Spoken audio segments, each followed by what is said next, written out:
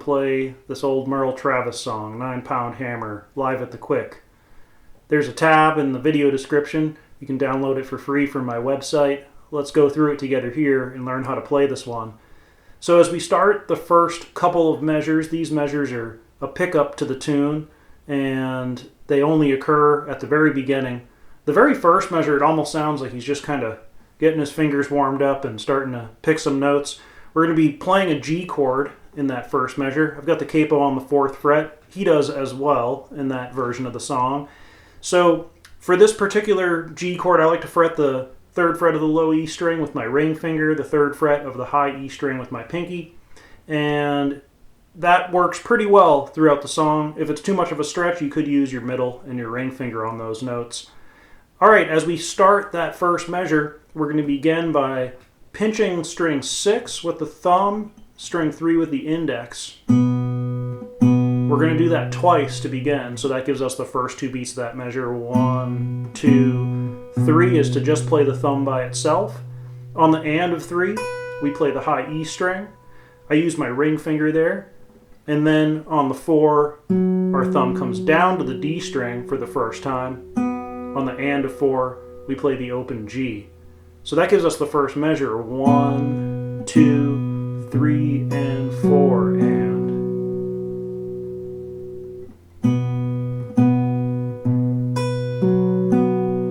Just so you know what my picking hand is going to be doing throughout the song, my thumb is mostly going to be playing strings 6, 5, and 4, the low E, A, and D string. There'll be some exceptions to that, which I'll mention as we go. The index finger is going to be playing the 3rd string, the G. My middle finger is going to be playing the 2nd string, the B. And my ring finger is going to be playing the 1st string, the high E. Now, as I've often mentioned in other videos, if you're used to picking in a different way, say maybe using the thumb, index, and middle finger, stick with that. Some players even use just the thumb and index finger, the thumb playing all the bass notes, the index playing all the melody notes. So it's up to you to find what works best for you with the picking hand, but again, just so you know what my fingers are doing over there, that'll give you an idea. Alright, as we go to the second measure, we're going to still, as I said, be in this pickup theme for these notes, and we're going to start by just playing that bass note on the 6th string, that 3rd fret note, and then we're going to pinch again the 6th and 3rd string on the 2nd beat, and we're going to do that again on the 3rd beat. So now in measure 2 we've got 1, 2, 3. Okay, on the and of 3, the middle finger, it's going to come over here and fret the 2nd fret of G, and then the thumb is going to come to the 4th string for the first time in that measure. That's going to be the 4th beat. So now we've got 1, 2, 3, and 4. And then on the and, we're going to fret the 1st fret with the index finger. We're getting ready to go to a C chord here, and we're going to play both the G and the B string. Let's take a listen now to these 2 measures that we've learned so far. As I said, these are the pickup measures, the intro. They're not really the 1st and 2nd measures, so as we go forward, we're not going to refer to these as measures 1 and 2. They're just going to stand alone as the introduction that you hear at the start of the song. So here they are.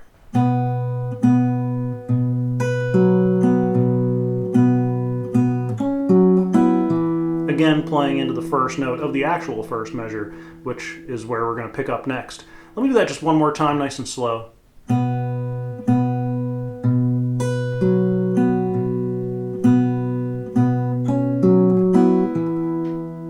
Okay, so that's what you hear Townes play as he kicks this one off on Live at the Quick.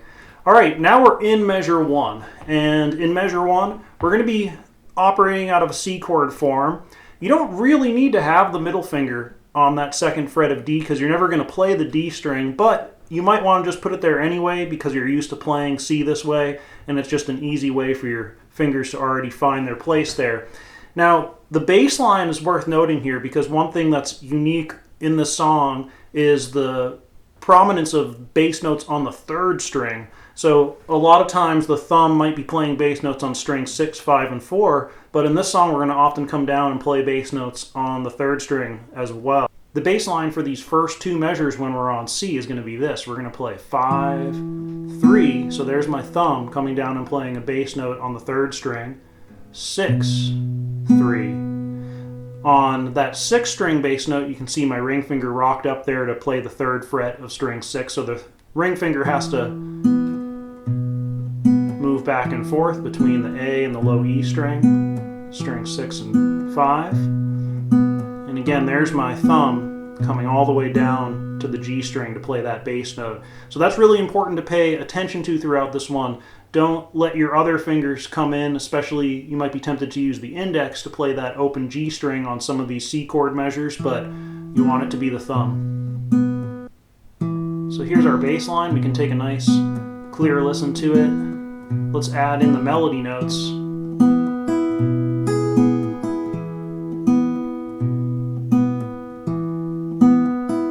Okay, now we're hearing that first measure as I add those melody notes in there.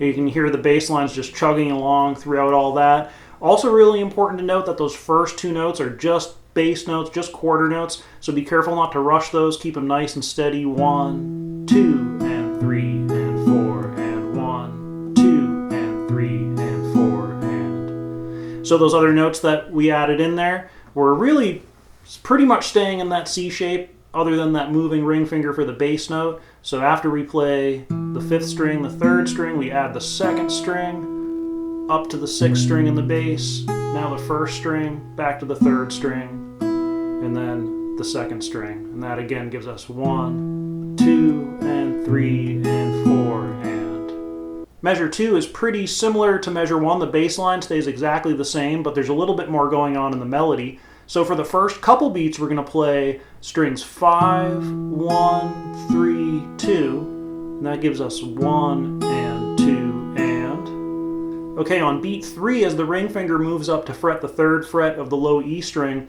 we're going to pinch the E strings here, the low and the high. High E string is open. And then on the and beat of 3, the pinky has to fret the 3rd fret of the 2nd string. So now we have this, 1 and 2 and 3 and.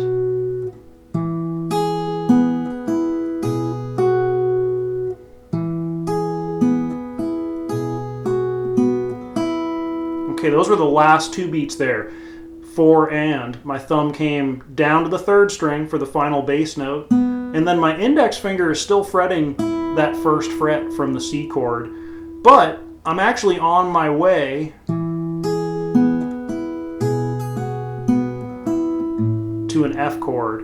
Now notice that when you're on that C, your fingers are really close to where they need to be. You just have to drop them each down a string as the thumb comes on and plays a bass note here on the 1st fret of the low E string, and this gives us our F shape that we're going to use throughout the song. With the capo on 4 narrowing the frets a little bit for us, it should be easier for you to get used to playing a bass note with the thumb if you haven't done much of that before. But just try to get nice and snug to the fret wire, get the meat of the thumb right up against it, and you should find it much easier to get the note nice and clear.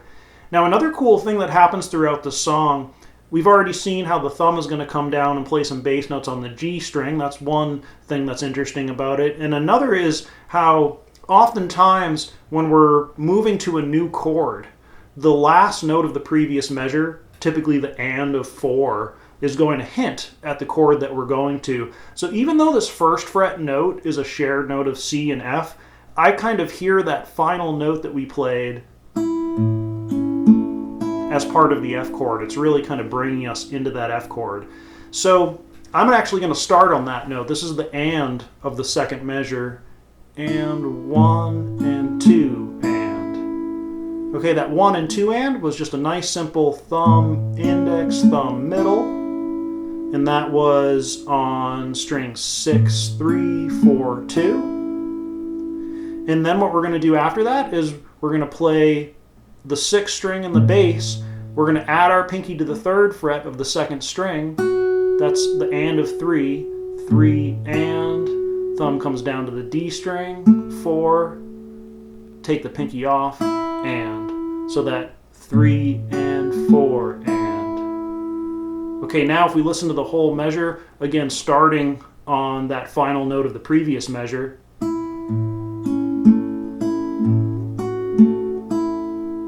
Let's do that one more time.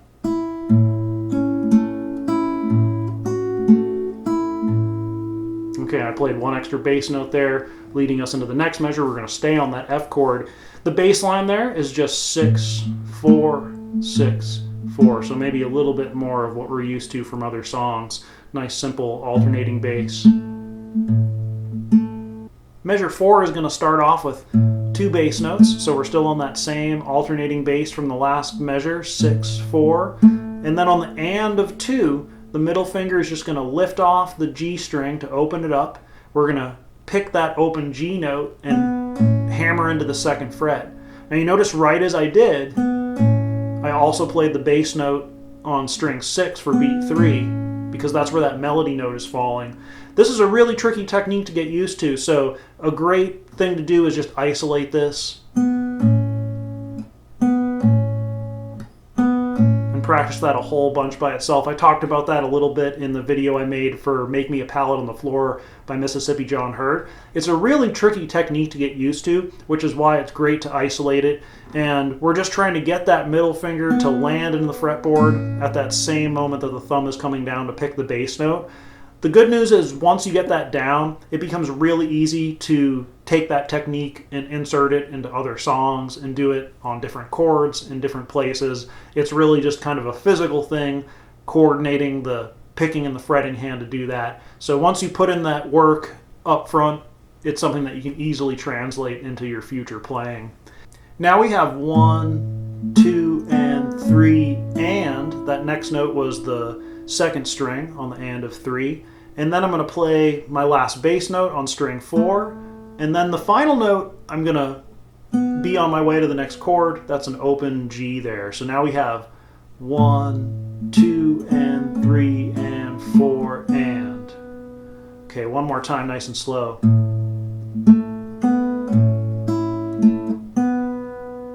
Measure 5, we're back on C, and this time we definitely want to make sure we're fretting that 2nd fret of the D string, because we're going to play that in our bass line, which is going to be strings 5, 4, 5, 3. That's our bass line for measure 5. As we add the melody in, we're going to be playing 5, 2, 4, 3 for 1 and 2 and.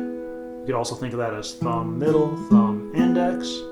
Okay, beat 3, we want to fret the 3rd fret of the high E string, the 1st string with the pinky, and we're going to pinch strings 5 and 1, and we're going to pull that pinky note off to the open string right after we do. Then the thumb is going to come down to play that final bass note on 4, so now we have 1 and 2 and 3 and 4.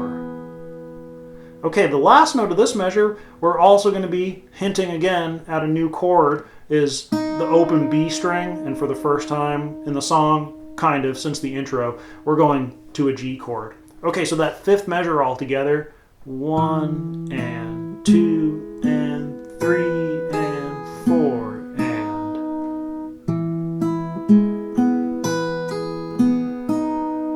Okay, from there,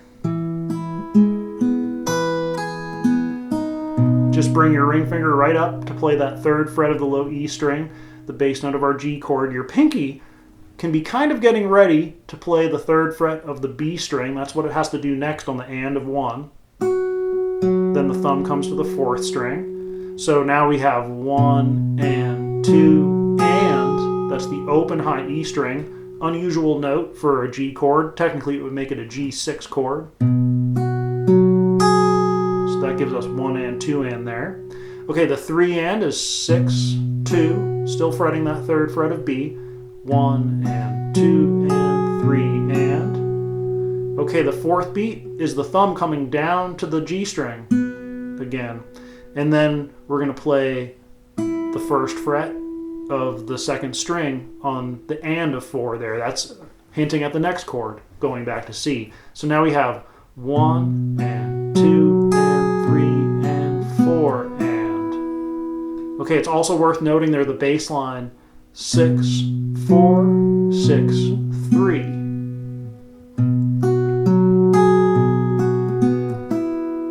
Measure 7, we're back on C, and this is going to be similar to the first 2 measures again. We're going to be playing the same bass line, 5, 3, 6, 3. And as we add the melody in, we're going to play strings 5, 1, 3, 2. That gives us the first half of the measure, 1 and 2 and. The second half of the measure is strings 6, 1, 3, 2, 3 and 4 and. So all together we get 1 and 2 and 3 and 4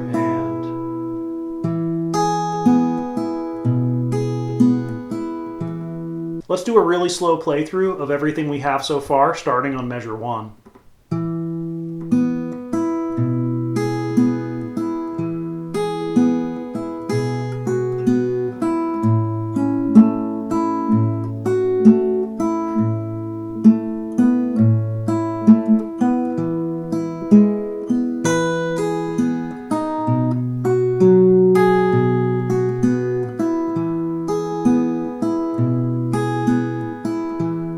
Alright, I ended there on the first note of measure 8. Measure 8, we're still operating out of the C chord form to start off. We're going to begin by playing strings 5 and 3. Then the middle finger is going to move up to the low E string 3rd fret. We're going to play that note. You can see my middle finger is getting ready to come down and fret the 2nd fret of the G string. Okay, so let's just take what we have so far. 1 and 2, 3 and. Okay, the 4 and is my thumb comes down to the 4th string, and then it plays the 2nd string. And now we have measure 8. 1 and 2, 3 and 4 and. Okay, now the bass line there is going to sound like that.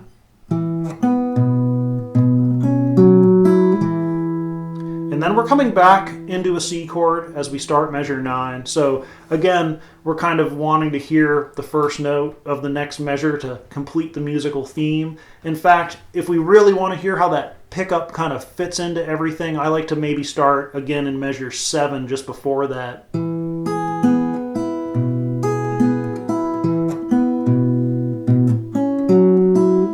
Now we kind of hear that as a more cohesive musical idea. Measure 9, we landed back on that C chord, and this is actually just going to be a direct quote of measure 7. Measure 10 is a tricky measure to play, but it's a really fun and satisfying one once you get it down. Let's just take a listen to it first.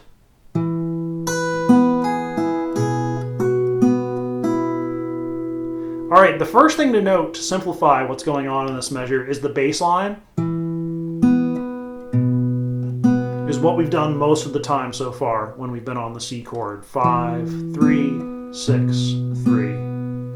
Now, we want to get the pinky to the 3rd fret of the high E string because we're going to play that on the and of 1. 1 and. Then the thumb comes down to play that bass note, the open 3rd string.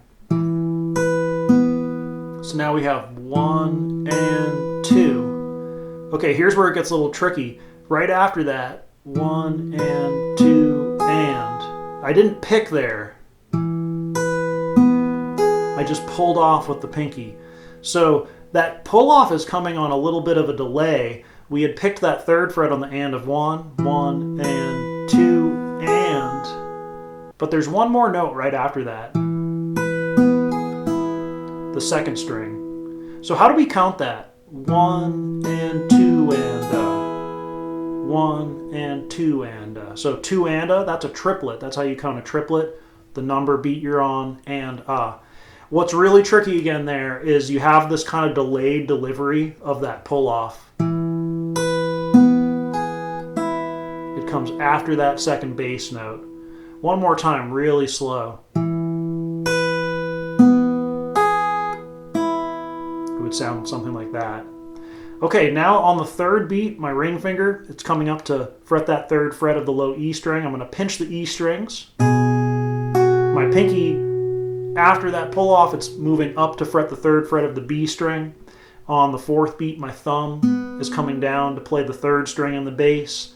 And then that 1st fret of the B string is my last note. You can see my fingers coming off there because I'm anticipating moving to the next chord. Okay, let's take a listen to that measure again. 1 and 2 and 3 and 4 and.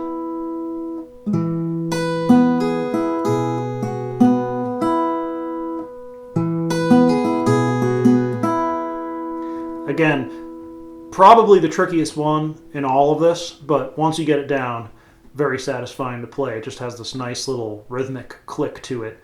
Okay, once we get to the end of that measure, we're moving back to an F chord. So as I mentioned earlier, don't actually let your fingers get too far away. You've got that nice common note to anchor on, that first fret of the B string. But after this, we're just coming right into that F. You heard me play the first bass note of the 11th measure, and we're going to play 6, 3, 4, 2. In fact, this is actually going to be the same as measure 3. Let's do that one more time. Okay, measure 12 is going to be a little bit new. We're going to stay on that F chord, but this time we're going to play 1 and 2 and. So that starts the same as the last measure. Hello, Melba. How's it going? Melba loves Townes Van Zandt.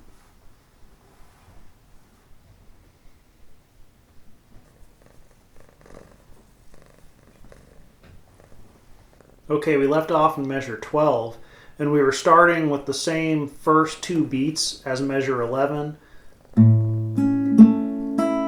That was strings 6, 3, 4, 2, 1 and 2, and thumb, index, thumb, middle. Classic little finger picking pattern, great thing to work on if you haven't done a lot of finger picking. Just sit there and do that for 20 minutes. Okay, the second half of that measure, we're going to begin by fretting the 3rd fret of the B string with the pinky. We're going to pinch strings 6 and 2, and then we're going to immediately take that pinky off and pick the B string again, 1st fret. Next, we're going to pinch the 4th and 3rd string, and then we're going to be on the way back to a C chord. That was the open G string on the and of 4 there. So let's hear just the back half of that measure. 3 and 4 and. Measure 12 all together. And there we are, heading to C for measure 13. Measure 13 is really similar to measure 5 with a couple little changes. It starts with the first 2 beats exactly as they appear in measure 5. 1 and 2 and. That was strings 5, 2, 4, 3, thumb, middle, thumb, index.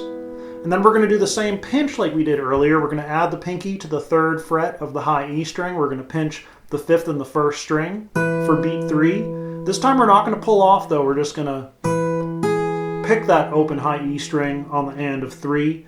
And then the other little change here is that the bass note is going to stay on the 4th string for beat 4, and then we're going to come off to the open B string on our way to a G chord in the next measure. So here's measure 13.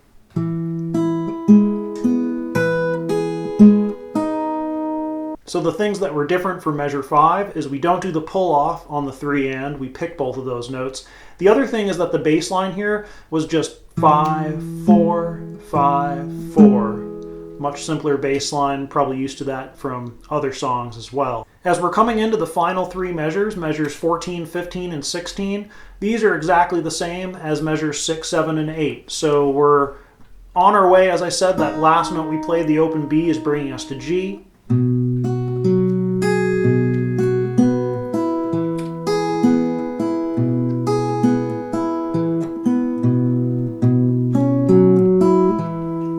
Back to the top of the song there. So just some repetition there to close it out. All right, let's hear the second half of the song now played nice and slow. In fact, let's start in measure 8 just so we can hear how measure 8 kind of propels us into the second half.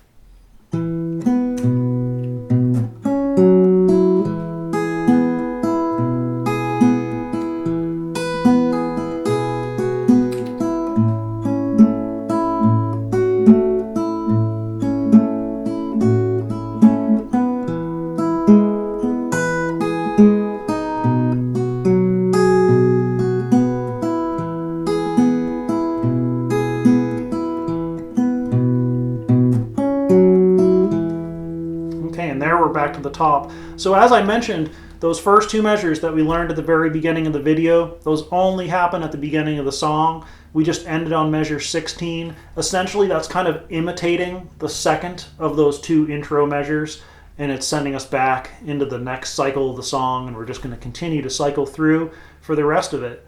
There it is, Townes Van Zandt's version of 9-Pound Hammer from Live at the Quick, that old Merle Travis song.